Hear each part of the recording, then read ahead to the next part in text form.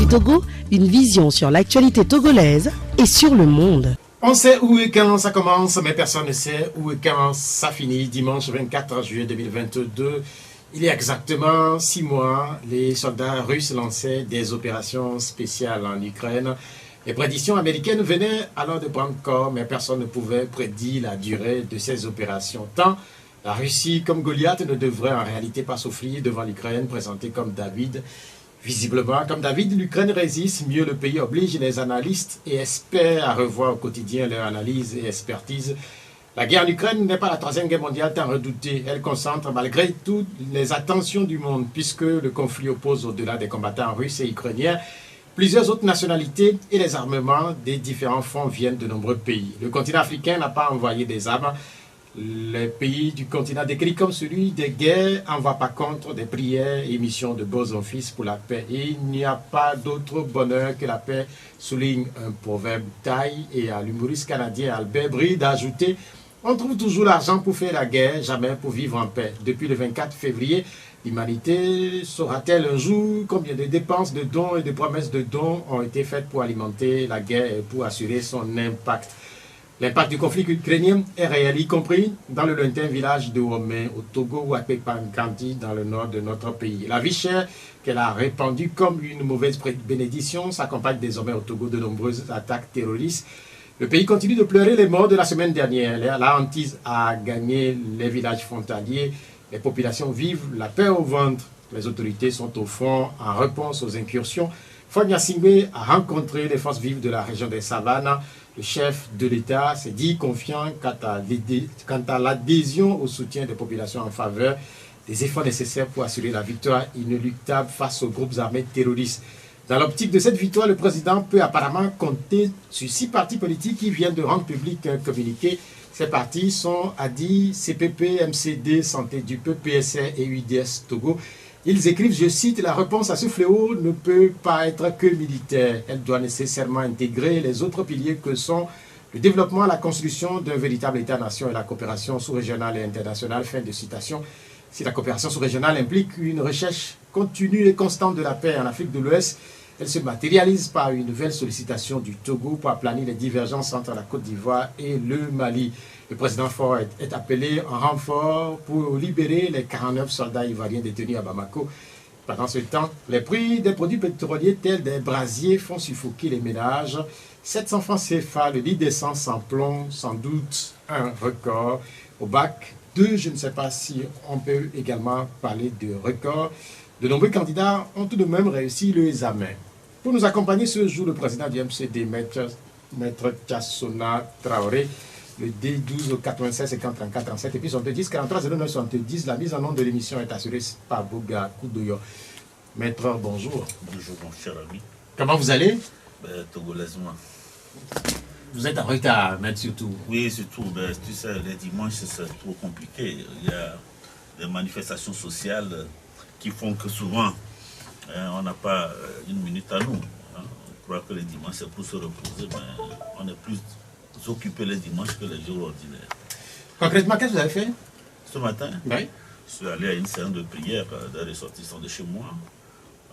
Par ce temps, les prières sont importantes pour accompagner notre pays, les Togolais, dans tout ce que nous vivons aujourd'hui.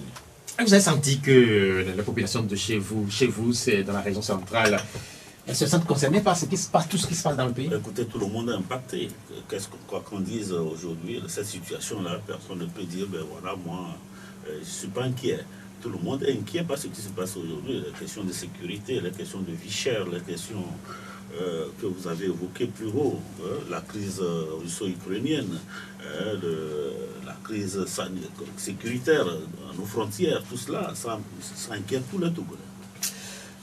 Après cette séance de prière qui nous a permis de faire l'ouverture de l'émission, nous allons parler d'une situation qui est devenue une situation récurrente un peu en Afrique de l'Ouest avec les différentes tentatives de coup d'État. Il y a ces événements qui ont eu lieu autour du camp de Kati au Mali. Vendredi, ce camp où réside le président Assimi Goïta a été attaqué. Et quelle est votre réaction par rapport à cette dernière attaque?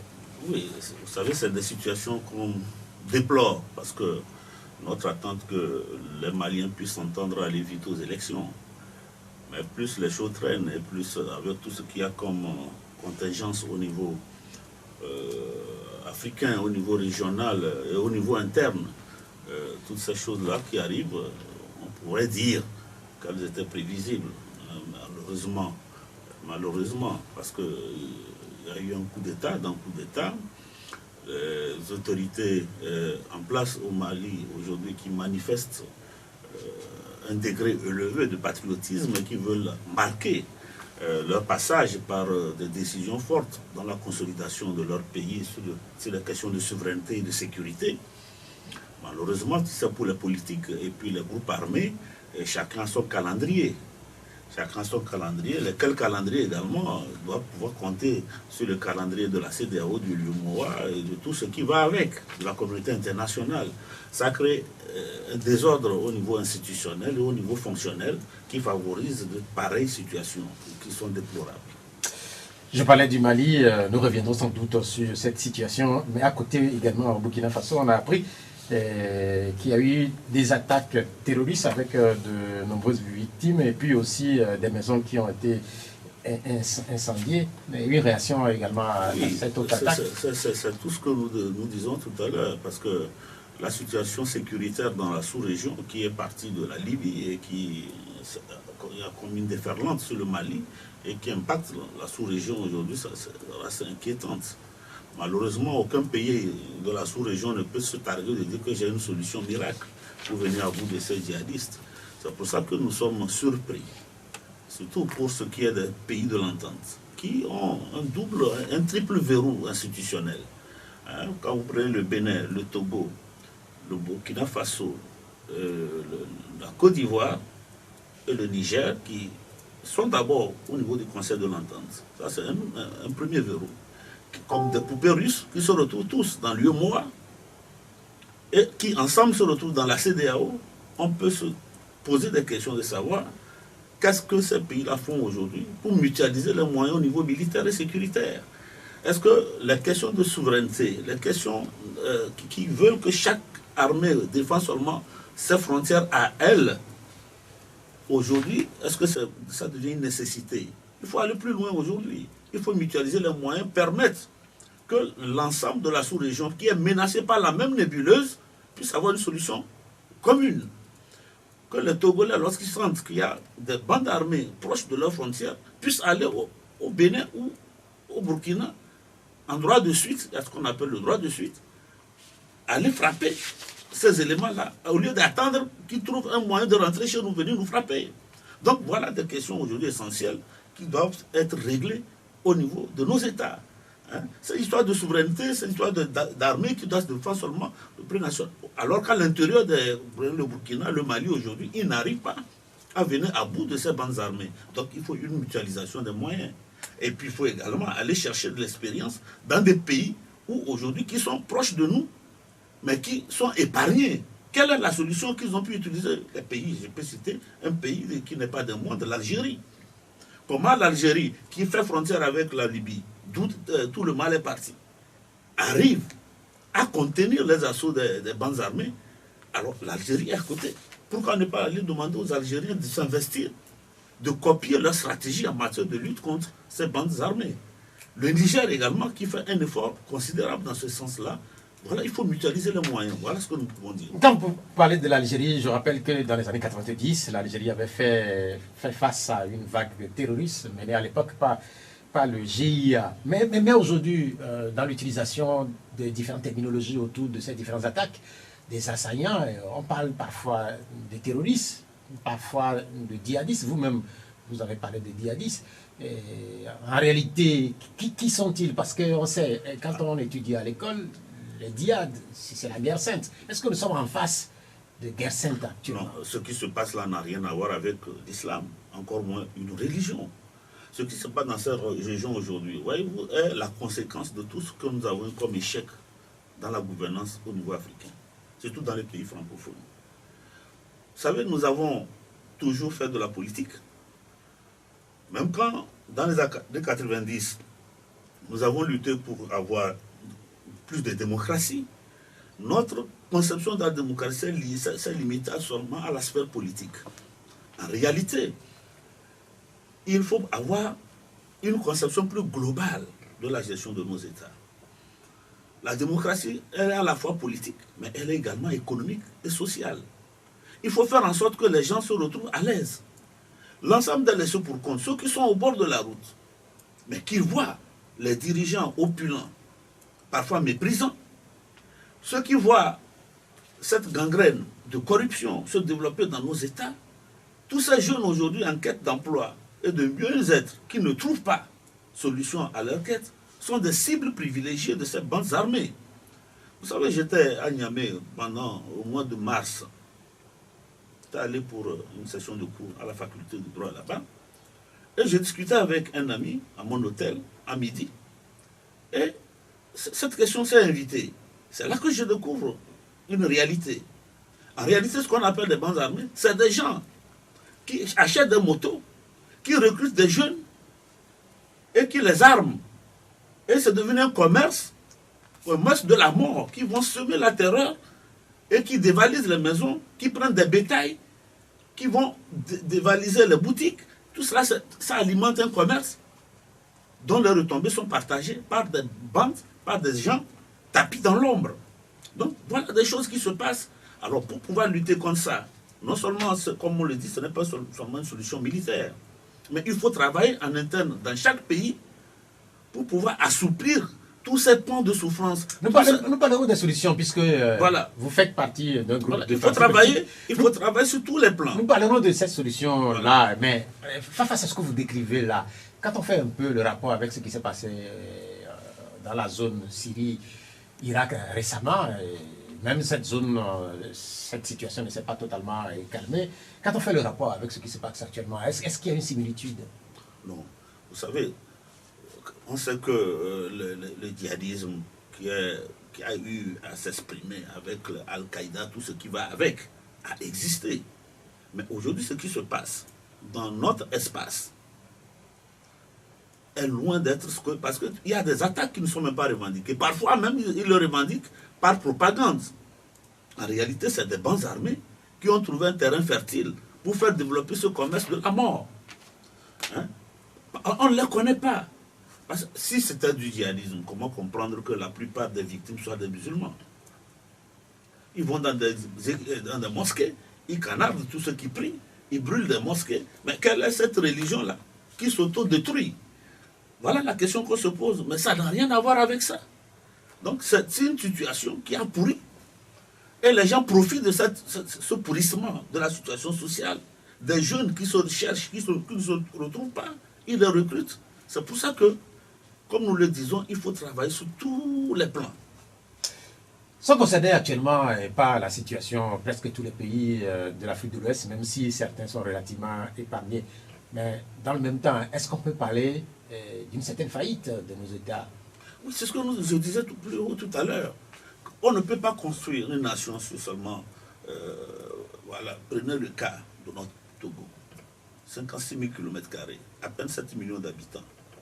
Si nous n'arrivons pas à trouver des voies et moyens pour se doter d'un système économique et social et politique qui intègre l'ensemble des aspirations de notre propre peuple, qui laisse des pans entiers de nos compatriotes dans des questionnements, surtout la jeunesse, on n'est pas à l'abri des surprises. C'est pour ça qu'il faut travailler. Il faut repenser nos États. Il faut repenser nos institutions. Il faut repenser le social. Il faut construire une véritable nation qui tienne compte des ambitions économiques, sociales et culturelles de notre pays. On a beaucoup de choses qui sont laissées de côté. Le Togo, vous avez fait allusion au Togo, effectivement. Le Togo était longtemps épargné par le phénomène et on a cru à un moment donné que ça ne passerait pas dessus la tête parce que le Togo est un pays béni, c'est ce que nous avions cru à un moment donné. Mais malheureusement, à la fin de l'année dernière, le Togo a commencé par subir les premières attaques. Ces attaques qui ont continué, qui se sont même accentuées la semaine dernière avec de nombreux morts. Jusqu'à présent, je ne sais pas si on dispose d'un bilan chiffré. Dans la région de Bengal, dans la région des Savanes. Comment avez-vous réagi à cette dernière tuerie? Non, vous avez vu le communiqué qu'on a signé à 6. Cette situation-là nous interpelle tous. C'est déplorable.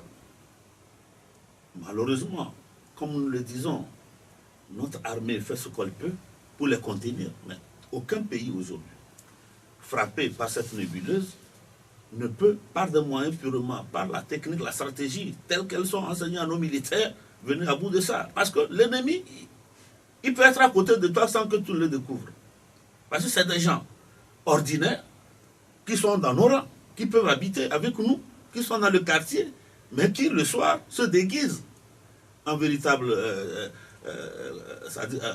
en bande armée. Donc, c'est des gens qu'on ne connaît pas, qu'on n'identifie pas. Donc, ce n'est pas des ennemis d'une guerre classique. C'est pourquoi on parle de guerre asymétrique. C'est pour ça que la solution, elle n'est pas que militaire. Il faut inclure l'ensemble des stratégies qui font en sorte que le citoyen lui-même devienne son propre gendarme. La vigilance accrue, adhérer à cette politique-là et repousser tout ce qui peut favoriser que ces gens-là viennent recruter des bandes, des jeunes dans nos pays et pouvoir identifier, avoir des signes. Il faut enseigner à nos populations qui adhèrent à cette politique-là comment distinguer, comment voir lorsqu'il y a un étranger dans surtout des zones exposées, qui rentre dans le pays, savoir qui il est, qu'est-ce qu'il est venu faire, qui il est allé voir, où est-ce qu'il a habité. Ce n'est pas une affaire de délation encore, ou de dénonciation, mais c'est une question de vigilance. Et on est obligé aujourd'hui de faire cette culture de vigilance. Écoutez, quand vous prenez des pays comme européens, je prends le pays comme l'Allemagne. Quand vous arrivez dans un quartier où vous voyez rôder 2 ou 3 minutes dans un quartier sans vous perdez votre route, rapidement vous verrez la police arriver. Ce n'est pas qu'ils ont mis des caméras qui surveillent les rues, mais c'est les voisins. Dans les environs qui appellent la police, mais il y a un individu qui est là, on ne sait pas ce qu'il fait dans la rue.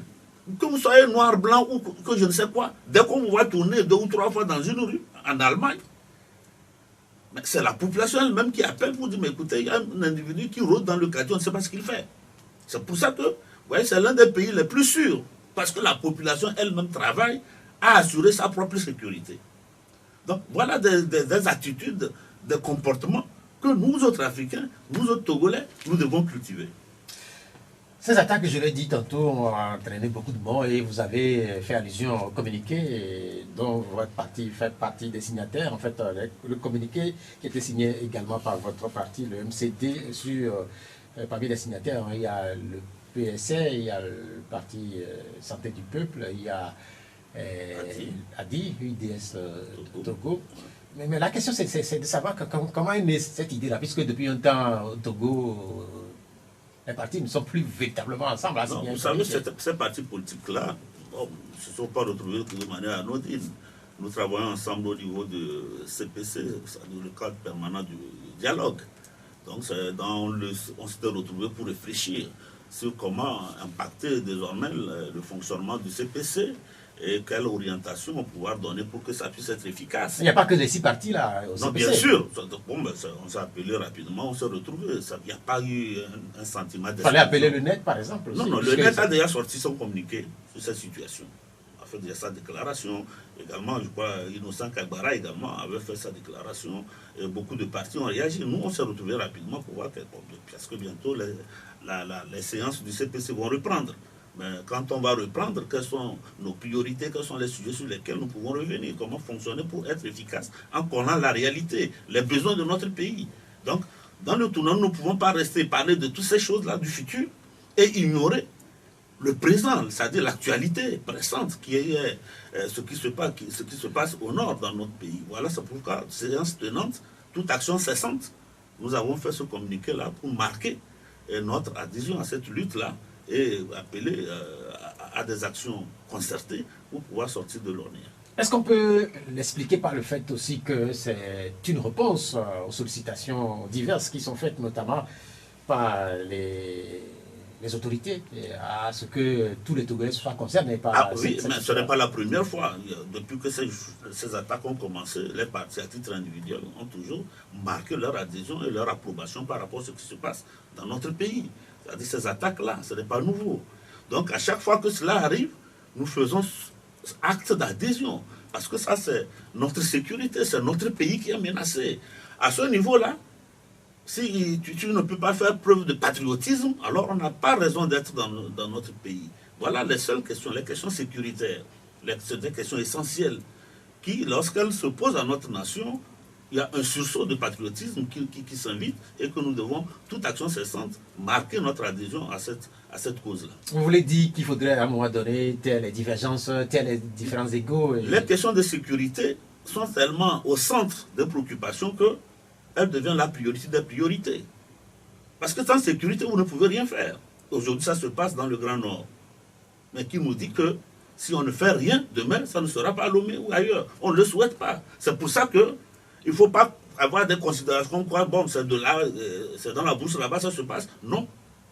Dès que ça touche un pan de notre frontière, c'est que nous sommes tous concernés. Il faut faire un sursaut de patriotisme et s'engager dans cette voie-là de manière solidaire avec l'ensemble de ceux qui sont au front pour pouvoir mener à bien cette lutte-là. Vous parlez de Lomé, on peut dire que Lomé n'est pas épargné puisque l'attaque au couteau qui a eu lieu au Grand Marché de Lomé le 1er juin dernier a été rangée par les autorités sur ce registre-là. Cela suppose que les populations de Lomé sont concernées au même titre que celles du Grand Nord. Voilà, vous apportez de l'eau à mon moulin. Dans votre communiqué, vous condamnez ces attaques et puis vous dites quelque part, je cite, qu'en réponse à ce fléau, ou que la réponse à ce fléau ne peut pas être que militaire, doit nécessairement intégrer les autres piliers que sont le développement, la construction d'un véritable État-nation et la coopération sous-régionale et internationale. Explication. Oui, comme je le disais, aujourd'hui, les questions d'ordre militaire, ce que nos militaires font à la frontière, s'il n'y a pas l'adhésion de la population pour pouvoir les aider, qu'elle apporte également sa contribution, en veillant au grain, en démêlant les nationaux de tout ce qui peut venir de l'extérieur pour pouvoir mettre le désordre dans notre pays, on aura échoué. Mais pour que cette population adhère, il faut qu'elle ait des réponses à ses propres besoins internes. Parce qu'on dit souvent, le ventre affamé n'a point d'oreille. N'a point d'oreille. Donc, il faut faire en sorte que les Togolais, dans cette phase de notre lutte, que l'ensemble des questions, l'ensemble des préoccupations, on ne peut pas tout régler, mais il faut commencer par régler celles qu'on peut faire. Hein? Rassurer la population, construire une véritable politique qui prenne en compte des éléments d'ordre économique, social et culturel. Il faut que l'ensemble des Togolais se sentent concernés, interpellés et concernés par la politique que le gouvernement met en place. C'est ça la grande question. Prenez les pans entiers de nos villes. Elles ne sont pas développées. On a une administration qui est là pour représenter l'État. Mais sur le plan économique, c'est un désert. Aujourd'hui, on concentre l'effort à construire des pans entiers de zones industrielles à Lomé. Mais il n'y a pas que Lomé. On a combien de préfectures? Quelle est la véritable dans leur plan national de développement du gouvernement?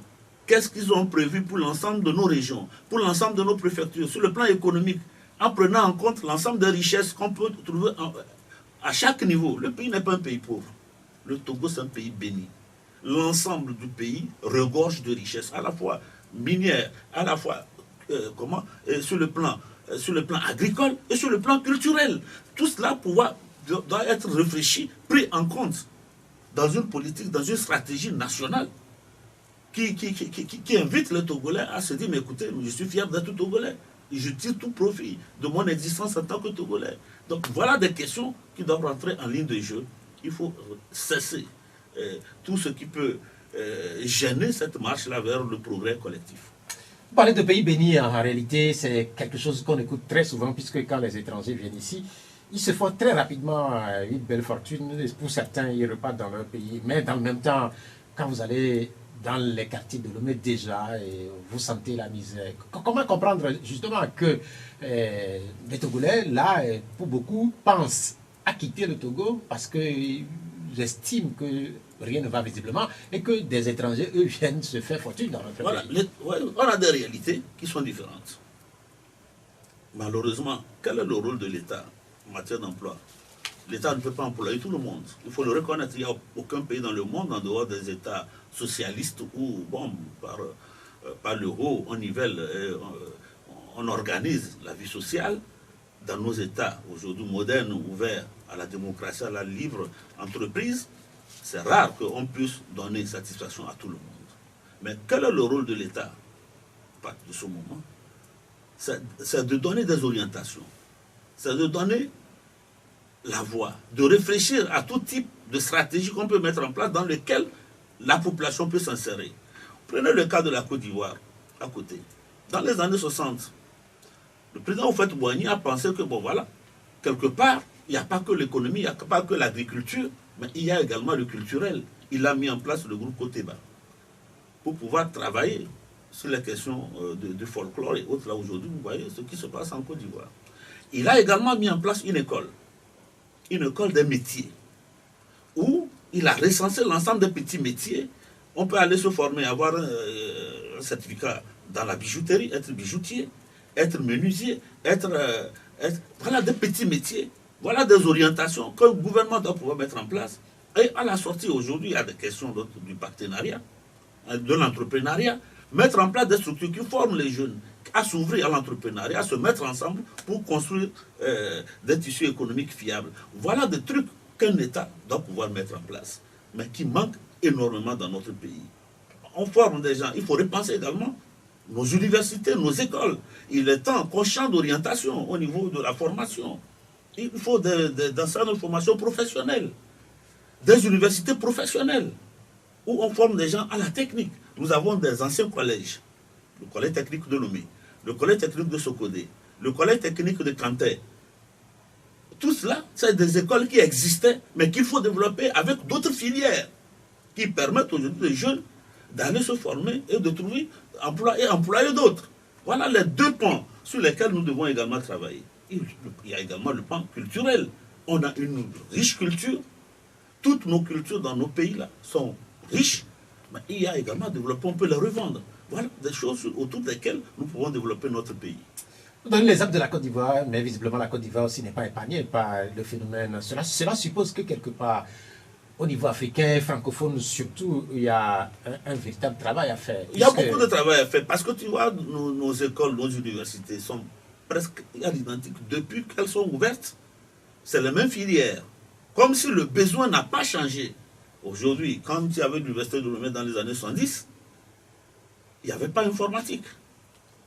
Aujourd'hui, il y a l'informatique. Il y a les nouvelles techniques de développement, l'éthique existent aujourd'hui. Donc c'est un nouveau type de comportement qu'on a, un nouveau type de besoin qu'on a aujourd'hui. Voilà des orientations qui doivent pouvoir interpeller les gouvernants pour dire, écoutez, les besoins ne sont plus les mêmes, les attentes ne sont plus les mêmes, donc il faut changer la donne au niveau de la formation des jeunes, au niveau des orientations et au niveau également des atouts qu'on peut leur offrir pour pouvoir développer notre pays et également changer d'orientation au niveau du développement de nos pays. Je dis, il faut repenser le pays. Toutes nos préfectures qu'on a aujourd'hui, plus de 30 préfectures, mais aucune ne ressemble véritablement à une préfecture. Allez-y, vous verrez. Vous avez c'est-à-dire une administration, mais le reste, là, en dehors du petit commerce qui se développe dans l'informel, vous ne verrez aucune structure économique fiable. Ça, ce n'est pas bien, ce n'est pas un pays. Alors qu'aujourd'hui, avec la décentralisation, ça devait venir accompagner ce travail-là, mais on ne met pas les moyens suffisants pour pouvoir aider les gens à aller de l'avant. Vous dites qu'à l'intérieur du pays, d'ailleurs, quand vous parlez de l'intérieur du pays, vous englobez relativement aussi la capitale, qu'on n'a pas de réelle préfecture, qu'on n'a pas de vraie ville, mais en même temps, vous avez dit que le Togo est un État béni. Il est béni naturellement. Le Togo est un pays béni naturellement. Ça veut dire naturellement, je dis, Dieu nous a dotés. On a un peuple intelligent, travailleur, pas belliqueux. On fait quoi avec cette bénédiction? C'est ce que je dis. Mais on a des terres qui se prêtent à tout type de culture, de Lomé à Saint-Cancé. Pour ceux qui ont fait le voyage, qui ont quitté Lomé pour aller à Saint-Cancé, il n'y a pas une seule espace où une culture déterminée, agricole déterminée ne puisse pousser. Partout, il y a un type de culture qu'on peut développer et la demande est là, la consommation est là. Prenez de Notien à Blita, tout ce centre, ce plateau central-là, c'est le grenier du Togo. Ça pouvait être l'Ukraine de l'Afrique occidentale.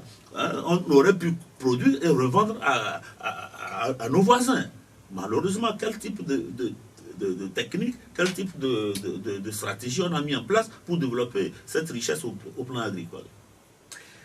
Quand on vous écoute, on peut se demander s'il ne faudrait pas, pour ce qui concerne la lutte contre le phénomène auquel nous faisons face, convoquer ce qu'on peut appeler, je ne sais pas si c'est une conférence sur le terrorisme, et inviter en même temps et les partis qui sont proches du pouvoir, le parti au pouvoir, les partis qui sont de l'opposition pour échanger. C'est tout ce que nous demandons. Qu'est-ce que le président de la République a à perdre en écoutant l'ensemble des composants de la nation? Bien sûr, il a son parti qui est majoritaire à l'Assemblée nationale, qui gère le pays, mais également il faut écouter la minorité. C'est ça également la démocratie. C'est la règle de la majorité avec des droits et le respect de la minorité. Il faut écouter cette minorité. Elle a des idées. Écoutez la minorité, vous prenez les avis qui vous arrangent, qui complètent votre projet à vous. Peut-être même que vous allez faire des miracles. Il n'a rien à perdre. En écoutant plutôt on a tout ça gagné. Parce que c'est notre nation. Il y a une question centrale aujourd'hui de sécurité qui est en train de nous frapper. Nous avons toute action cessante, obligation de nous retrouver pour réfléchir à des solutions au plan national. Cette semaine, le chef de l'État a rencontré les forces vives de la région des Savanes. Cela s'inscrit d'une certaine manière à ce que nous sommes en train de développer là. C'est un premier pas. C'est louable, mais il faut aller au-delà. Il faut écouter des corps constitués, la société civile. Il y a beaucoup de gens qui ont des idées. Il n'a qu'à trouver la formule qui lui permet d'écouter tout le monde. Il n'a qu'à écouter tout le monde. Parce que les populations telles qu'il les a rencontrées, comment elles ont été choisies, qui les a choisies, qu'est-ce qu'on leur a dit avant d'arriver au chef de l'État? Ce n'est pas pareil lorsqu'on écoute les partis politiques. Ce n'est pas pareil lorsqu'on écoute la société civile. Donc, oui, c'est des corps qui existent, qui sont organisés, qui ont leur plan, qui ont leur projet, qui peuvent lui faire des suggestions utiles. Donc, il n'a pas à se fermer à sa seule obédience politique. L'ensemble des Togolais, tous les Togolais aujourd'hui sont concernés par le phénomène. Certains disent pour la Covid qu'il y a quelque chose de malheureux, bon, parce que la Covid a permis à un certain nombre d'États africains de réfléchir à des questions sanitaires, des réponses à donner à des questions sanitaires. Est-ce que par rapport au phénomène que nous sommes en train de vivre là aussi pour la sous-région ouest africaine, on peut dire là aussi il y a quelque chose de malheureux, bon, pour ce qui concerne des réponses à apporter aux soucis de développement?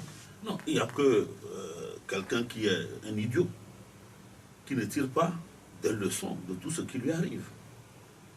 Chaque situation qui nous arrive, que ce soit le Covid, aujourd'hui la vie chère, et le terrorisme, tel que nous le vivons aujourd'hui, sont des questions qui nous impactent, qui nous inquiètent, mais qui nous invitent à la réflexion. Il faut tirer les leçons pour dire mais comment on en est arrivé à là, et comment éviter, comment s'en sortir, et comment faire en sorte que cela ne puisse se reproduire. Voilà des grandes questions. Et on ne peut le faire qu'ensemble. Personne n'a réponse parce qu'on a la science infuse pour dire bon voilà, j'ai la réponse à tout. Mais c'est dans la complémentarité qu'on peut trouver des solutions et sortir tous gagnants de cette situation.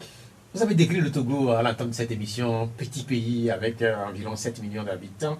7 millions d'habitants, c'est pas beaucoup. Le territoire, c'est 56 000 km², c'est pas beaucoup. Et pour certains, en réalité, dans cette lutte-là, le Togo a un atout que d'autres pays n'ont pas, parce que le Togo est petit. Est-ce que c'est un paramètre qui peut être déterminant dans une victoire peut-être de ce combat-là que le Togo va mener, ou que le Togo va mener? Oui, le contrôle du territoire. C'est facile à notre armée, à notre police, à notre gendarmerie, à la population d'assurer une politique de veille et de contrôle. On n'a pas de zone infranchissable, des forêts où les bandes armées peuvent aller se cacher sans qu'on puisse les déloger. Hein? Le pays est peuplé. Il y a une forte densité de population. À l'exemple, ça dit qu'on prend les pays comme le Niger. Le Niger, ça fait combien de fois le Togo? Le Niger, ça fait 1 200 000 à peu près de kilomètres carrés. Combien de Togo on peut trouver dans le Niger?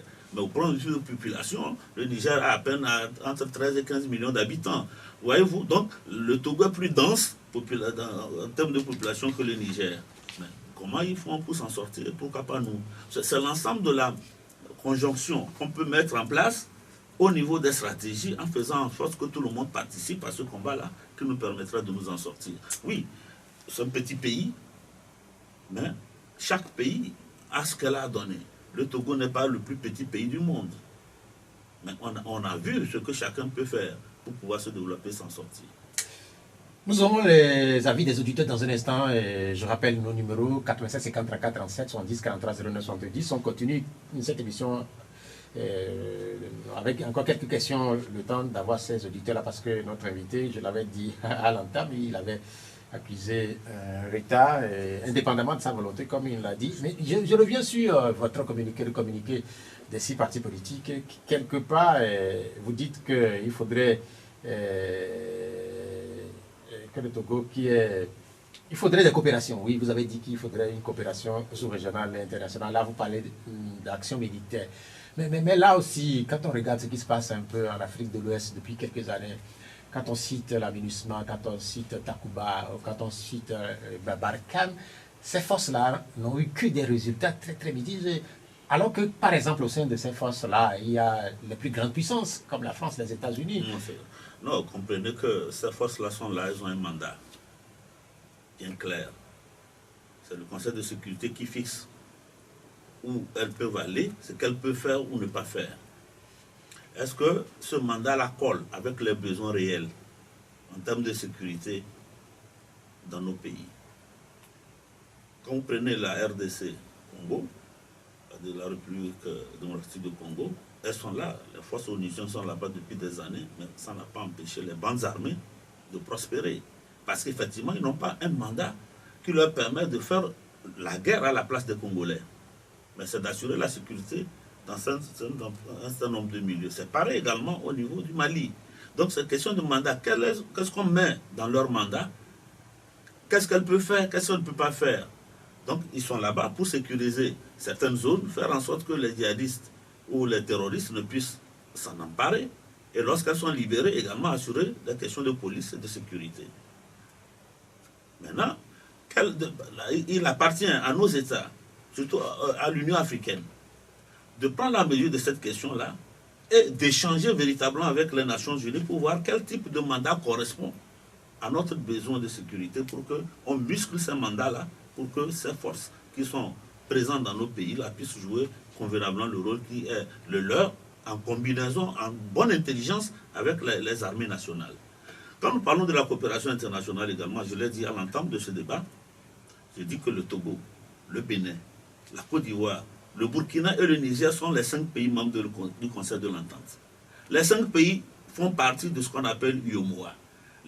Tous les pays de l'UEMOA font partie de la CEDEAO, avec les autres pays anglophones.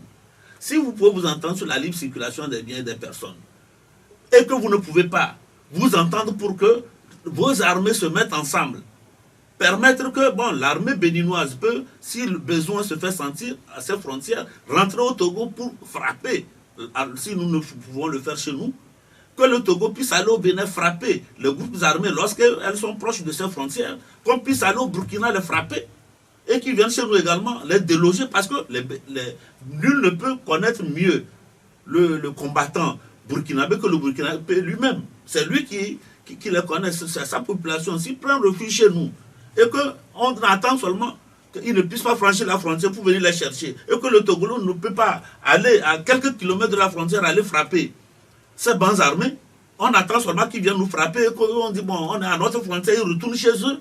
Je dis qu'on a tout raté, on ne peut pas aller de l'avant. Il faut aller vers ce type de coopération au niveau de nos armées, avec droit de suite, aller frapper les bandes armées lorsqu'on a pu les localiser sur notre territoire. De cette façon-là, c'est très facile. Quand on regarde un peu ce que vous décrivez, la libre circulation des personnes et des biens, cette libre circulation des personnes et des biens a connu des succès très très relatifs. Et je me demande si la libre circulation des militaires va pouvoir connaître... Non, mais là, c'est une question aujourd'hui essentielle. Il faut évoluer vers là. Pour ne pas parler d'une armée de la CEDEAO. On a même parlé d'un contingent préposé. Voilà, donc il faut aller vers là. Il faut aller vers là, parce qu'on ne peut plus attendre. Mon ami, quelqu'un qui vient dans ton voisin, qui peut, de sa maison, de temps en temps, lorsqu'il peut nuire, rentrer dans ta maison, il te frappe, on dit non, tu n'as pas le droit de rentrer chez lui. Mais qu'est-ce que tu fais? Maître, il y a une question qui est une question essentielle aussi, après 60 ans d'indépendance. On a toujours parlé de ces armées africaines, oui. Et ces armées africaines qui se sont illustrées, notamment sur plusieurs théâtre. Mais force est de constater que face au phénomène djihadiste, elles montrent leurs limites. Il y a certains qui se posent la question de savoir même si ces armées-là sont de véritables armées. Non, vous savez, les armées sont conçues pour faire la guerre à d'autres armées. C'est pour ça que les questions de police interne ne concernent que la police et la gendarmerie. Les armées, c'est là pour pouvoir sécuriser les frontières, aller combattre l'ennemi dans son pays lorsqu'il y a une guerre classique. Comme ce qui se passe en Ukraine et la Russie. Donc, mais nos armées ne sont pas préparées à jouer le rôle de police et de gendarmerie que nous connaissons aujourd'hui. En réalité, ces guerres que nous livrent les bandes armées ne sont rien d'autre que c'est ce qu'on appelle les guerres hybrides. On ne sait pas si c'est une guerre classique ou c'est une question de sécurité ou seulement c'est la police ou la gendarmerie qui doivent agir. Donc c'est ça qui complique le jeu. C'est pour ça que nous disons qu'il faut désormais que nos armées sortent de leur domaine de confort, de leurs compétences classiques, pour aller au-delà et repenser la sécurité au niveau intérieur comme au niveau de nos frontières. En même temps, ne pas se limiter à ça. Si nous avons cette chance d'appartenir à 3 verrous, hein, à trois structures au niveau régional, il faut qu'on puisse en tirer profit pendant ce moment-là où nos États sont menacés d'effondrement. À quoi serviront nos armées si aujourd'hui on voit ce qui se passe au Burkina? C'est le pays qui est le plus fragilisé aujourd'hui sur le plan de sécurité. Son armée n'arrive pas à contenir ces bandes armées. Et c'est pour ça que nous sommes aujourd'hui menacés. Mais le Burkina a besoin d'être épaulé par les armées du Ghana, du Togo, de la Côte d'Ivoire et du Mali s'il y a lieu. Tout ce qui l'entoure doit pouvoir intervenir, aider le Burkina à pouvoir juguler cette crise sécuritaire et vice-versa. On ne peut plus attendre que, bon voilà, c'est son problème à lui. Que vos propositions soient écoutées, en réalité, c'est ce qu'on peut souhaiter. C'est tout ce que nous pensons. Je dis qu'il faut le faire. Est-ce que ça devient une question centrale?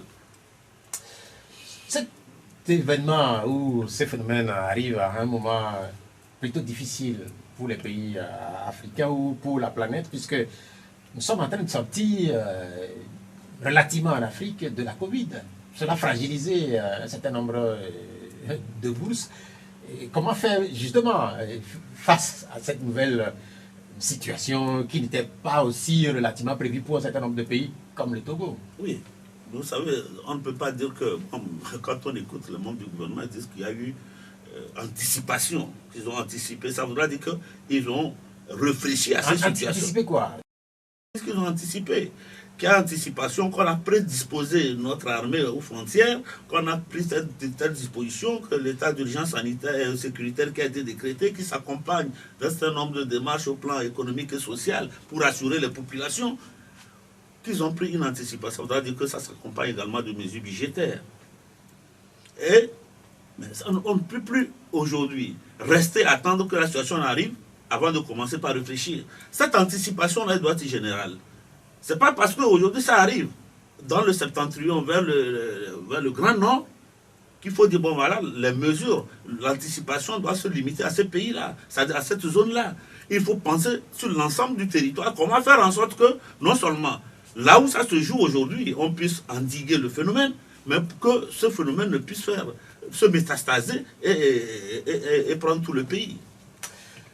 Nous allons permettre maintenant aux auditeurs de participer à l'émission. J'ai également quelques commentaires qui sont laissés par les auditeurs, quelques commentaires qui sont laissés par les auditeurs. Et un instant pour qu'on puisse vous trouver un stylo et un papier. Le temps d'avoir un premier auditeur qui est en ligne. Allô, bonjour. Oui, bonjour. Oui, vous êtes à l'antenne. Quel est votre nom? Monsieur Akouti. Oui, Akouti d'Akorissewa. Justement. Oui, vous êtes à l'antenne, allez-y. Bonjour, président. Bonjour, comment vous allez? Oui. Ok. Moi, ce qui m'inquiète, c'est ce qui cause le phénomène djihadiste.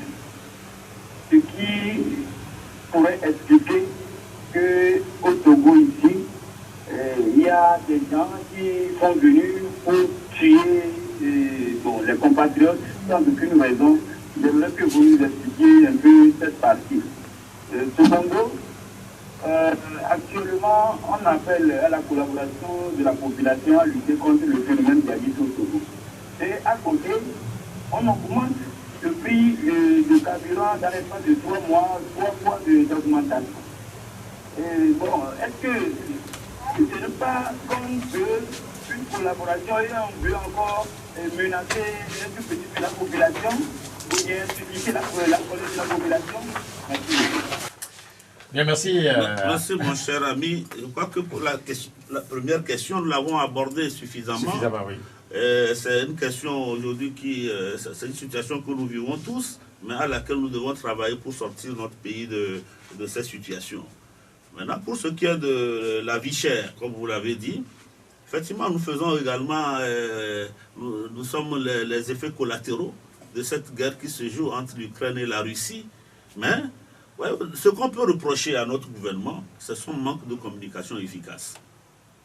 Nous avons eu cette opportunité d'écouter le ministre dédié au sein du CPC, qui nous a expliqué un certain nombre de choses concernant les mesures que l'État prend et les subventions qu'ils ont même pouvoir mis en place pour pouvoir endiguer et limiter les effets pervers de cette guerre-là sur nos États. Malheureusement, ils communiquent, c'est le reproche qu'on leur a fait. Ils communiquent très peu et très mal. Hein? Ils sortent souvent des déclarations de communiqués, mais la population a besoin de savoir chaque type de mesure que vous prenez, comment vous la prenez, pourquoi vous la prenez, quel est son impact. Ils communiquent mal. Le gouvernement leur a dit ça, ils communiquent mal, ils doivent pouvoir expliquer. À l'époque, on nous disait quand le baril, c'est-à-dire le prix à la pompe était à 625, nous savions, quand on a écouté, que ça ne va pas tarder, ils vont augmenter. Parce que les commandes se font pour 3 mois de carburant. Mais il paraît que l'avant-dernière commande, le président avait eu la présidente dit, ben voilà, il faut commander sur 6 mois. Ce qui fait qu'entre-temps, le prix du baril a augmenté à l'international, mais le contrat qui liait le Togo aux fournisseurs a permis que pour les 6 derniers mois, nous ayons pu garder le prix à 650. Au même moment, l'État subventionnait, selon les dires du ministre Adedje, sur chaque litre, pour qu'on l'ait à 625, l'État subventionnait au moins 218 francs par litre sur le budget de l'État. Donc voilà des questions qu'il faut expliquer. C'est une situation conjoncturelle, mais le peuple a besoin d'être rassuré, d'être compris. Au même moment, il faut prendre des mesures d'assouplissement. Si le peuple dépense, c'est-à-dire la population dépense plus pour le carburant qui impacte l'ensemble de la chaîne de production et de consommation, mais il faut également des mesures pour assouplir ces mesures-là, que le peuple se sente soulagé. Par exemple, au niveau des impôts, au niveau de certaines choses qu'on demande à la population, il faut des mesures d'accompagnement pour que cela puisse assouplir le poids de cette guerre-là sur nos populations et sur ce que nous vivons aujourd'hui. Mais il y a une question, quand on évoque tout le temps la guerre en Ukraine, cette guerre qui oppose la Russie et l'Ukraine, beaucoup se posent la question de savoir, l'Ukraine c'est environ 44 millions d'habitants, oui. L'Afrique c'est plus de 2 milliards d'habitants. Mais les gens ne comprennent pas que parce qu'il y a la guerre en Ukraine, il y a une famine en Afrique. Beaucoup ne comprennent pas. Oui, comprenons-nous bien. Quand vous prenez les pays européens, et beaucoup de pays, même asiatiques et africains, l'un des pays les plus gros pays producteurs du carburant, c'est la Russie. Le gaz, c'est la Russie. Nous savons que la Russie fournissait l'essentiel à plus de 40% par pays européen. Ça c'est pour l'Europe. En fait, on parle de céréales pour l'Afrique. Même les céréales, c'est pareil. C'est les deux greniers. L'Ukraine est le plus gros producteur de céréales au monde. Sa terre se prépare assez également. C'est un choix stratégique. Ils ont c'est ce que nous disons pour nos pays. Il faut avoir des choix stratégiques. Oui, mais la question c'est de savoir si l'Afrique n'a pas de terre. Voilà, nous avons des terres, que des choix. Il faut repenser l'économie, ce que nous disons. Hein? Aujourd'hui, est-ce que pendant longtemps, si nous avons, aujourd'hui on nous parle de consommation locale, qu'est-ce que le gouvernement pouvait faire? Le pain, aujourd'hui, on est en train d'expérimenter qu'on puisse produire le pain à partir du soja, à partir d'un certain nombre de... Pourquoi n'avoir pas anticipé? Voilà des questions, des leçons qu'on doit tirer pour dire, écoutez, on ne peut pas dépendre éternellement d'un produit que nous n'avons pas chez nous. Mais voyons ce que nous avons chez nous pour pouvoir l'adapter à nos besoins, à nos consommations. Voilà. Bien, merci. Avant d'avoir le deuxième auditeur, vous parlez de communication du gouvernement. Il y a Mohamed Madi qui aborde relativement dans le même sens. Tout réside dans la communication, ce sur quoi le gouvernement togolais a des lacunes. Nous savons tous qu'il faut mettre fin au financement du terrorisme, mais n'oublions pas que c'est la mauvaise gouvernance, l'injustice sociale qui sont les terreaux favorables au terrorisme. Évitons donc de privilégier uniquement la réponse militaire. Merci donc à Mohamed Madi. Nous avons d'autres commentaires que nous ferons passer à l'antenne dans un instant. Le temps de retourner au téléphone pour le second auditeur. Allô, bonjour. Allô, bonjour, monsieur Pierrot. Oui, votre nom, c'est Waris. Effectivement. Waris, depuis la préfecture de la V. Merci beaucoup. Ok, allez-y. Salut, le président. Bonjour. Bon, j'ai deux questions. La première question, le Togo subit l'attaque des terroristes, alors que nous avons Pegasus. Malgré le coût de cet appareil, nous sommes arrivés à l'avoir finalement. Nous avons quoi? Bon, et cet appareil a quand même montré sa compétence dans le pays. Et pourquoi pas ne pas profiter de cet appareil à écouter, pour écouter ces terroristes. Quoi qu'on dise, ces terroristes communiquent entre eux. Bon, quelle est l'utilité de cet appareil aujourd'hui? Ma deuxième question, il y a un audio qui avait circulé entre-temps que certains candidats de l'opposition qui avaient participé à l'élection présidentielle 2020, dont le président Jackson a été cité, sinon pour ne pas avoir accompagné le peuple. Je sais bien qu'il a écouté cet audio. Quel est son avis sur cet audio? Oui, en fait, vous dites que l'audio en question reprochait à Maître Jackson et à d'autres personnalités de n'avoir pas accompagné le peuple. Oui, qui n'ont pas accompagné, ils ont trahi le peuple, quelque chose comme ça. Ok. Ils n'ont pas quand même accompagné le peuple parce qu'après les élections, on ne les a pas voir manifester, pas dans les rues, mais bon. C'est noté, Waris, pour votre intervention. Vous parlez de Pegasus et pour aider le Togo à écouter éventuellement les terroristes ou les assaillants. Je ne sais pas si vous avez une réaction par rapport à ça. Oui, bon, de toute façon, il pose la question centrale du renseignement. C'est comme ça que je résume sa question. Dans le domaine du renseignement, aujourd'hui, effectivement, comme nous le disons sur le terrain militaire, on doit mutualiser également la question de renseignement. Nos États doivent mutualiser les moyens de renseignement qu'ils ont pour pouvoir venir à bout de cette nébuleuse-là. Et effectivement, quand nous parlons de la coopération internationale, au lieu que de penser qu'elle ne soit que militaire, elle peut être également dans le domaine des renseignements. C'est des gens qui ont des satellites qui sont braqués sur nos territoires. Ils connaissent le mouvement des peuples. Ils peuvent détecter, ils ont des satellites qui leur permettent de détecter la présence des éléments militaires, tout ce qu'il y a dans nos zones. Ils connaissent mieux chaque périmètre de nos États plus que nous-mêmes. Donc, il faut ce type de coopération avec les puissances externes, les États-Unis, la France, tout cela, qu'ils mettent à contribution le domaine de renseignement pour aider nos armées, nos forces de sécurité à pouvoir venir à bout de ces méchants terroristes. Maintenant, pour ce qui est de l'audio, mon cher ami, vous savez, dans le pays, nous en avons depuis un certain temps. Tu vois, il y a des audios qui circulent. Si nous devons faire attacher du prix à tous ces audios qui circulent là, on cesserait d'exister. Chacun a son opinion, ce qu'on appelle la liberté d'opinion. Des gens s'expriment librement, nous respectons leur opinion, mais nous faisons ce que nous pouvons. Le pays, nous l'avons en partage, chacun utilise les moyens qu'il peut pour faire avancer les choses. Donc, parfois, on peut nous reprocher des choses à dessein. Parfois, ils ont raison de nous reprocher certaines choses. C'est également ça qui fait que nous existons et que nous avançons. Donc, nous prenons philosophiquement ces audios-là qui circulent, mais nous tirons toutes les conséquences de ces audios-là pour nous parfaire et également pour mener des actions dans le sens de sortir notre pays de la situation dans laquelle il se trouve. Bien, merci. Après le deuxième auditeur, le troisième, allô? Bonjour, monsieur. Bonjour. Taoufik. Taoufik, un peu plus fort, Taoufik. Salut les invités. Je pense que nous devons faire beaucoup attention avec les Occidentaux là, avec ces affaires de terrorisme. Les Français là, surtout là. Après ce qui commence à arriver au Togo là, nous risquons d'être envahis par des forces internationales peut-être qui sont venus nous aider.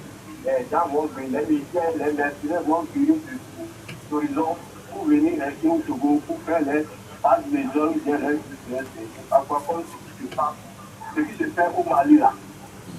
Nous devons être vigilants au Togo. Et chaque fois, les États parlent des États souverains. Au Mali, par exemple, là, le mur, tout ça, ces pays-là ont envahi le Mali avec leurs forces qui sont en train de combattre le terrorisme. Mais ça ne finit jamais. Nous devons en tirer les leçons et faire attention. Bonne émission. Bien, merci pour votre intervention. C'est votre opinion, on la respecte. Donc, vous savez, il y a des choses qui circulent sur les réseaux sociaux, la France ici, la France là. Bon, chacun a son idée par rapport à ça, parce que nous avons tellement de problèmes dans nos États. Est-ce que les craintes qui sont évoquées de plus en plus dans plusieurs capitales africaines, ces craintes-là sont relativement légitimes ou pas, vu le passé des relations entre nos pays et c'est pourquoi je dis que la France aujourd'hui elle-même, elle est obligée de se faire une mue. Elle doit changer de paradigme, elle doit changer, la France doit revoir sa politique extérieure. Parce que tout n'est pas faux. Dans ce que les gens disent, les reproches qu'on fait à la France, tout n'est pas faux. Et tout n'est pas à mettre sur le dos de la propagande anti-française par rapport à son passé colonial. Non, également, il y a des choses qu'on doit revoir, la France doit revoir. Parce que cette attitude anti-française-là, elle devient de plus en plus virale. Avant, elle sonnait comme ça dit des voix isolées, mais aujourd'hui, ça devient un concert. Au niveau africain, c'est un concert qui est repris à volonté, parce qu'il y a aujourd'hui les jeunes, ils ne sont plus au même niveau de patience que nous autres. Est-ce qu'on peut dire que nous sommes à un tournant dans ces rapports-là? Parce qu'on a écouté ces dernières heures la position du Burkina vis-à-vis de l'ambassadeur de France à Bamako, non plutôt à Ouagadougou, et puis aussi le porte-parole de l'aménagement à Bamako. C'est pourquoi je dis que tous là aujourd'hui nous sommes à un tournant. Et chacun doit pouvoir faire sa mue, changer de paradigme. Quand on reste toujours dans les mêmes cordes, bon voilà, c'est des pays coloniaux, nous les avons colonisés, nous leur avons apporté la civilisation, ils doivent en payer le prix. Cette attitude-là, elle est rétrograde, elle est finie. Aujourd'hui, on doit repenser à donner à l'ensemble des pays africains, nous laisser prendre en main notre propre destin. Allô? Bonjour. C'est Bozambo, vous avez un souci avec votre téléphone, peut-être? Allô? Oui, ça va, ça va. Bonjour. Félicitations, que je pense que M. Ekwali avait posé, vous avez répondu que les opposants doivent se unir pour sauver le Togo. Je vous remercie de tout ça. Mais ce qu'on appelle djihadiste là, ça pas parce qu'il y avait une dame qui avait fait une communication en disant des choses. Est-ce que vous, les opposants, vous avez allé rencontrer la dame pour voir la vérité de la dame ou bien la dame afin de mentir? Pourquoi l'opposant parmi vous n'a pas fait? Vous parlez de quelle dame? La dame qui a fait un audio à Gapaon que les gens viennent arracher les bœufs chez les transhumants là. Les Peuls? Les Peuls. Et c'est ça qui donne qu'ils viennent tuer les gens à Saint-Jacques. Et maintenant, on a arrêté cette dame-là. Donc, on ne sait pas que c'est la dame-là en train de dire la vérité ou bien qu'elle est terroriste. Est-ce que vous, les opposants, vous avez participé et allez voir la dame-là pour voir la vérité? Si la dame dit la vérité à côté de là, il faut que les autorités sortent du communiqué pour arrêter tous les gens qui sont dans ce groupe-là, qui arrêtent, qui volent les choses des gens de cette région-là. Donc, ma première question, Maintenant, nos frères, nos grands frères, nos papas qui conduisent la voiture d'aller au Niger, si vous arrivez à arriver à un village qu'on appelle Sada, tu ne peux pas aller. Mais s'il y avait des mouvements, tu vois que les autorités sortent l'hélicoptère pour aller en haut, pour circuler, pour voir ce qui est mauvais. Pourquoi le chef d'État africain ne peut pas prendre cette initiative? S'il y avait quelque chose comme ça, il prend l'hélico en haut pour déstabiliser tous les rebelles qui ramassent les véhicules, qui transportent les riz, les huiles, les pétroles. On se coupe dans la rue, on côté de Fadara, on se met dans la bouche, et tu ne peux pas voir un véhicule, on te fait sortir dans la véhicule, et tu peux partir, mais on peut te tuer. C'est noté, Bozambo. Bozambo, merci. Non, merci. Vous avez posé des questions, une qui concerne un audio d'une femme qu'on a tous écouté. Vous savez, il y a tellement de choses qui circulent. Les informations aujourd'hui, il faut pouvoir les contrôler, vérifier si c'est vrai ou faux. Bon, ce n'est pas une question d'opposant, non. Nous avons tous écouté ce audio-là, mais tant que cela n'a pas été confirmé par une source officielle, nous sommes restés circonspects par rapport à ça. Certainement que la femme a été témoin d'un événement, mais toutes les conséquences qu'elle peut en tirer peuvent également être erronées. Donc voilà les choses qui font que parfois, bon, on croit que c'est des fake news, c'est des choses-là, mais qui peut s'avérer vrai. Donc ce n'est pas à l'opposition d'aller vérifier si cette dame-là, si ce qu'elle a dit est avéré ou faux. On ne peut pas faire la place de la police, encore moins de la gendarmerie, de la justice, mais il appartient au procureur de la République.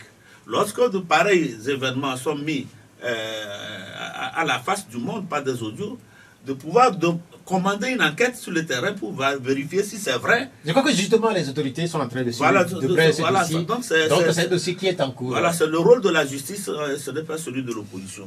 Maintenant, vous parlez également de ce qui se passe quand aujourd'hui nous n'arrivons plus à circuler librement dans certaines parties du territoire burkinabé. Voilà, la question, elle est centrale à ce niveau. Ça limite notre mouvement, la circulation des populations, des marchandises et tout ce qui va avec. Ça documente également la vie chère. Parce que quand les produits deviennent rares dans une localité, parce qu'il n'y a pas d'approvisionnement, ça devient cher. Les prix montent, ça grimpe. Voilà des combats que nous devons pouvoir intégrer au niveau d'une action mutualisée, au niveau de nos États, au niveau de la sous-région et au niveau régional. Il faut un combat collectif. Un autre auditeur, après Bozambo. Allô? Oui, allô? Oui. Bon, bonjour. Bonjour. Oui, c'est Pélé. Oui, Pélé, vous êtes à l'antenne. Ok. Bonjour. Bonjour, monsieur. Ok, bon, je pense que le Togo est attaqué. Mais vous pensez que le Togo est attaqué? Le Togo est attaqué, c'est ce que vous pensez? Oui, le Togo est attaqué. On va attaquer. Le Mali aussi est attaqué. Le Burkina est attaqué. Le Bénin est attaqué. Tout ça, là, c'est la CEDEAO. Mais on ne trouve pas la CEDEAO attaquer ces djihadistes-là. Mais on a vu en 2010, en 2011, la CEDEAO attaquer Gbagbo. Donc, est-ce que la CEDEAO est là politiquement seulement? C'est les gens qui circulent, on dit une circulation des biens des personnes, tout ça là, on ne voit rien pour la CEDEAO. Mais si vous allez attendre maintenant, la CEDEAO va faire une réunion, c'est pour parler de limitation du mandat, toutes ces choses-là. Monsieur Kassouna, oui. Je pense que vous venez de faire une coalition qui est très importante pour le Togolais. Quand ils attaquent ça, quand le Togolais attaque cette coalition-là, il est content. Mais est-ce que si cette coalition-là était venue avant le 28 février 2020? Parce que tous ceux qui étaient dans cette coalition-là aujourd'hui, on voit que vous étiez tous candidats. Est-ce que si vous avez fait une coalition autour de JAPEFA, vous faites une coalition bloc, et après la Delta bloc pour faire face au régime RTT dictatorial depuis bientôt 60 ans. Monsieur M. Kassouna, est-ce que vous avez besoin de la coalition aujourd'hui pour dénoncer 2-3 djihadistes qui nous attaquent, ou bien il y a un agenda caché derrière cette coalition qui était l'agenda constitutionnel de 2023? Merci. Merci mon cher compatriote. Vous vous inquiétez de ce que la CEDEAO ne reste que sur des questions d'ordre politique, limitation de mandat et autres. Voilà, c'est son agenda, c'est son programme. Tout ce que nous voulons aujourd'hui, c'est que la CEDEAO aille au-delà en tenant compte des impératifs actuels. Ces questions de sécurité qui frappent nos pays, la CEDEAO doit pouvoir repenser et dire, écoutez, désormais, ce n'est plus des questions d'ordre politique de la circulation des biens des personnes, mais il faut également sécuriser l'espace de la CEDEAO à l'intérieur de nos frontières comme à l'extérieur de nos frontières. Voilà une attente que vous et moi et l'ensemble de nos compatriotes aujourd'hui attendent de la CEDEAO. Donc c'est une orientation au niveau de la réflexion qui doit pouvoir faire écho dans les instances de la CEDEAO pour dire, écoutez, il y a une question existentielle aujourd'hui, nos États sont en train de s'effondrer, on ne peut plus rester dans les paramètres, dans les limites des compétences définies il y a 15, il y a 20 ans, il y a 30 ans, mais qu'il faut aller au-delà, adapter la stratégie de la CEDEAO aux besoins actuels de nos communautés, de nos populations. Merci pour votre proposition que nous partageons énormément.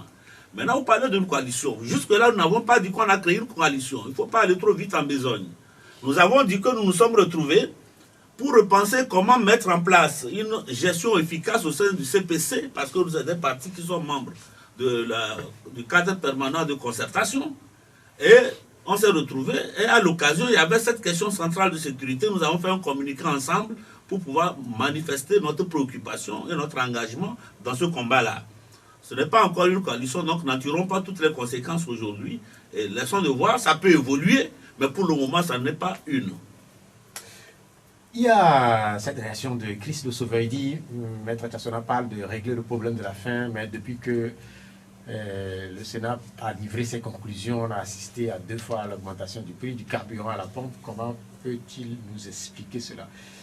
Je n'ai pas trop bien compris le contexte dans lequel il met la question, mais c'est ce qu'il vient de nous envoyer. Oui, j'ai répondu presque à cette question-là. Nous avons dit que les sources d'approvisionnement, c'est ce qu'ils ont expliqué. Nous, on n'est pas là. Ce n'est pas notre rôle, c'est le rôle du ministère du Commerce de pouvoir expliquer ces choses-là, mais ils communiquent très mal. Mais l'occasion que nous avons eu à écouter le ministre ADG, nous avons pu tenir un certain nombre de renseignements que je partage avec vous. Ils disent que la guerre Ukraine-Russie a fait que les sources d'approvisionnement se sont raréfiées. Donc les bateaux ne peuvent plus circuler normalement. Ça fait que le prix du baril a augmenté parce qu'il faut contourner les routes anciennes, maritimes anciennes ne sont plus praticables. Il y a des bateaux, il y a même des assurances que les bateaux prennent pour transporter du gasoil qui ont augmenté parce qu'il y a des risques énormes pour ces bateaux-là de circuler dans un certain nombre d'océans, de mers. Ça fait que le prix a augmenté au niveau du baril et que l'État togolais a été obligé de subventionner pour que nous puissions avoir à l'époque l'essence à 625, ils étaient à plus de 218 francs que l'État subventionnait sur chaque litre que nous prenons.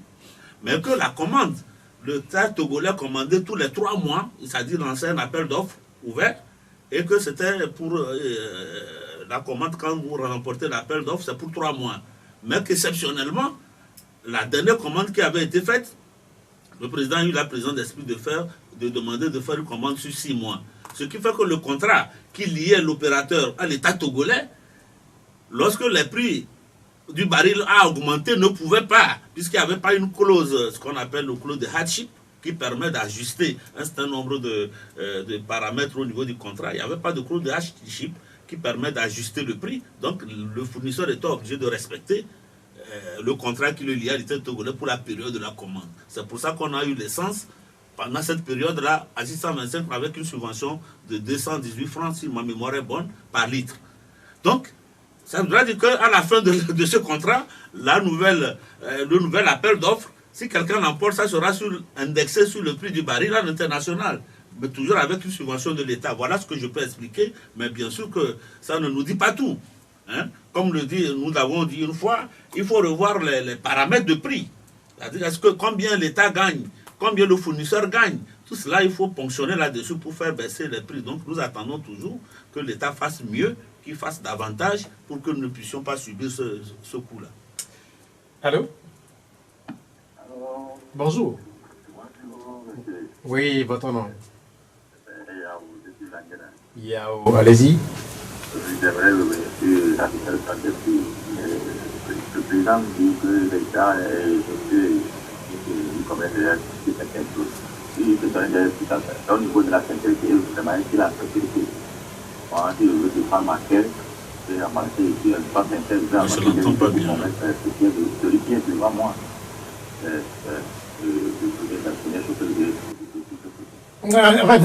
S'il vous plaît, on vous saisit un peu difficilement. Est-ce que vous voudrez bien reprendre cette partie? J'aimerais que, monsieur le président vient d'expliquer que monsieur le ministre du Commerce, monsieur Didier, les a expliqué comment l'État fait les commandes, comment il subventionne un litre sur un litre subventionne 218 francs. Bon, moi, ce que j'aimerais savoir, si tu donnes l'explication à quelqu'un que c'est comme ça, c'est comme ça. Et si tu donnes l'explication, ça dépend de ce que tu veux faire avec cette explication-là. Mais est-ce qu'il a la sincérité? Ce qu'il dit, c'est réel, c'est vrai. Ah, ok, on a compris. Ah, oui. On a compris. Sinon, il peut tout dire, mais est-ce qu'il a la sincérité? Parce que nous ne sommes pas au patron de la commission par On a compris, s'il vous plaît. Oui, effectivement, vous avez raison. Nous, je vous livre ce qu'il nous a dit. Maintenant, est-ce que c'est vrai? Est-ce que c'est faux? Mais c'est au niveau budgétaire que ça doit pouvoir se contrôler. Ce que nous disons, il y a des mécanismes de contrôle de l'exécution de nos budgets, c'est au niveau de l'Assemblée nationale. Donc, il y a qui contrôle l'exécution du budget. Mais si nous pouvons questionner les députés sur tout ce que le ministre est venu dire, pour voir est-ce que c'est vrai, est-ce que c'est faux, c'est à ce niveau-là qu'on saura si ce qu'il a dit vrai ou faux. Nous n'avons pas compétence à aller vérifier sur ce qu'il a dit, ou c'est vrai ou c'est faux. Donc, ce que nous disons, nous souhaitons que ce fût vrai, ce qu'il nous a dit, et que le gouvernement puisse faire davantage. Non, c'est comme a fait l'auditeur. Est-ce que vous avez une proposition pour qu'éventuellement on puisse relativement... Moi, je vais venir au moment où les choses se passent au niveau du Mali, la France, et selon les stations des autorités actuelles qui sont au niveau de la transition, ils ont expliqué qu'on a demandé à l'État français de venir les aider au niveau des renseignements. Mais on n'a pas demandé d'envoyer les militaires français sur le sol malien, mais c'est ce qu'ils ont fait contrairement à leur demande. Donc, tout ce que l'État malien, les autorités actuelles disent là, c'est qu'il y a des choses qui sont réelles que l'État français a demandé. Moi, ce que moi je veux souhaiter pour mon pays, nous ne voulons pas cette France-là qui désorganise tout partout. Parce qu'on peut dire tout ça, ils sont là pour nous aider, mais en réalité, ce qu'ils font, c'est pas réel. Ok, c'est noté, cher ami. Mais merci de nous avoir contactés. Sur la structure des prix, il y a depuis des années des questions qui sont posées. Comment régler définitivement cette question-là pour que les Togolais soient tranquillisés, notamment les consommateurs? Moi, ce que j'ai la bonne préoccupation, qu'est-ce qu'on coûte au ministre a dit d'animer une conférence de presse avec l'ensemble des médias sur ces questions-là, avec les journalistes de la presse privée et publique, de communiquer abondamment, d'expliquer, et de manière périodique. Il ne faut pas attendre que, à l'occasion d'un détour, aller dire tel à tel groupe, mais il faut communiquer. Il est temps aujourd'hui que l'ensemble du gouvernement communique, tous les ministres communiquent, sur chaque pan de leurs compétences aux populations, sur ce qu'ils font. Parce qu'il y a trop de questionnements que des gens se posent. C'est un gouvernement qui est à faune, qui ne communique pas. Ça ne communique pas beaucoup. Il faut communiquer, il faut expliquer. On a besoin de savoir. Pas seulement, il faut repenser les vecteurs de communication. Il faut aller au-delà. Ce n'est pas la presse publique seulement. Il faut aller vers la presse privée, aller sur les radios, expliquer, se faire questionner par les journalistes. Il y a des spécialistes sur ces questions-là et donner de bonnes réponses aux attentes des populations. Voilà ce que moi je peux proposer. Bien, il nous reste quelques minutes pour terminer cette émission. On sait que notre pays passe des moments difficiles, mais avant ces moments difficiles, il y avait eu aussi les moments de la Covid, ces moments qui ont impacté dans une certaine mesure les activités politiques. Comment vous ressentez tout cela au niveau du MCT? Est-ce que vous arrivez encore à mener à bien vos différents projets? Non, ça pose problème. Aujourd'hui, comme nous le disons, vous-même connaissez la nomenclature des partis politiques au Togo, comment ils fonctionnent. Hein? Tu sais, nous traînons toujours les séquelles de notre passé, le parti unique. À l'époque, les gens ne cotisaient pas, mais ils allaient plutôt tirer profit. Donc, au jour d'aujourd'hui, les partis politiques, surtout de l'opposition, c'est la même question qu'on a. Les gens adhèrent au parti, mais personne ne contribue au charge du parti. Et quand on voit également cette situation que nous vivons aujourd'hui, c'est difficile aux partis politiques de se déployer sur le terrain pour aller à la rencontre des populations. Malheureusement, c'est la réalité. Donc nous faisons avec les moyens de bord, nous faisons avec le peu que nous avons, dans les limites de nos possibilités. Voilà ce que nous faisons aujourd'hui. Il y a cette réalité-là, mais l'autre réalité, ce sont les menaces djihadistes ou des menaces terroristes. Effectivement, sur le terrain. Sur les activités éventuelles sur les des partis activités. politiques. Aujourd'hui, en étant d'urgence sécuritaire dans le Grand Nord, est-ce qu'il est autorisé aux partis politiques d'aller rencontrer les populations? Non, ce n'est pas possible. Parce que mais on n'en pas dans le Grand Nord, puisque voilà. les dernières manifestations qui pouvaient avoir lieu à Lomé ont été interdites. Voilà, il y a une des questions sur lesquelles le gouvernement doit pouvoir revoir sa stratégie. Vous ne pouvez pas au même moment, sur des questions de sécurité, vous interdisez les manifestations des gens, ou au même moment vous autorisez que les manifestations culturelles puissent reprendre. Alors, est-ce qu'au niveau des manifestations culturelles, on n'a pas à craindre également de l'insécurité?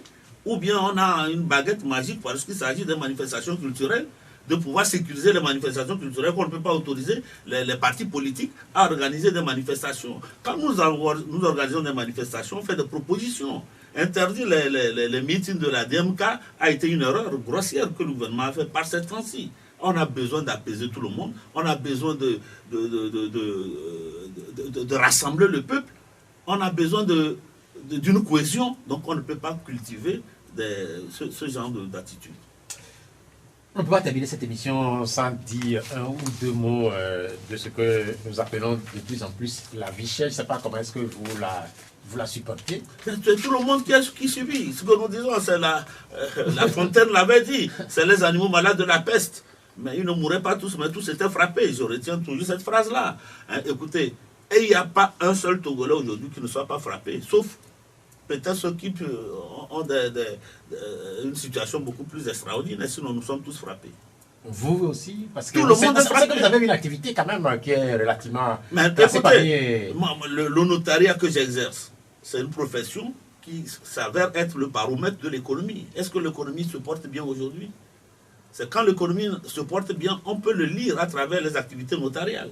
Les gens créent des sociétés, les gens font des prêts au niveau des banques, les gens louent des maisons, les gens créent... Beaucoup de choses se font. Mais au jour d'aujourd'hui, c'est rare. Tout le monde, toute l'économie est impactée. Beaucoup de gens prient pour que tout ce qui se passe puisse se terminer assez rapidement. Je ne sais pas si dans vos prédictions, vous situez la fin pour cette fin d'année. Est-ce qu'on ira jusqu'à l'année prochaine, notamment pour d'abord la vie chère et puis une éventuelle victoire sur les djihadistes? Non, je crois que nous devons toute raison garder, faire confiance à nous-mêmes. On ne peut pas se fixer un délai ou penser à un délai ou à un temps pour venir à bout de l'ensemble de ces phénomènes qui nous assaillent.